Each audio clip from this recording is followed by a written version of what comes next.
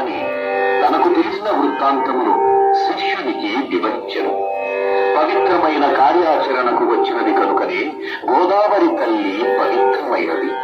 పశ్చిమ కనుమలలోని నాసిక్ నందు గల గోకర్ణికం నుండి ఒక చిన్న ధారగా ప్రవహించి నదిలా మారి దక్షిణాన భద్రాచలమందు రామపాదములను తాకి పంచవటి నీరుగా పాపికొండలను ముద్దాడుతూ ఉభయ గోదావరులకు జీవాధారమై అఖండ గోదావరిగా రాజమహేంద్ర వరానికి వరమైంది.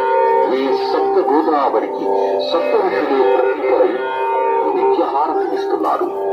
భక్తులు నిశ్శబ్దాన్ని పాటించి హారతిని తిలకించ ప్రార్థన.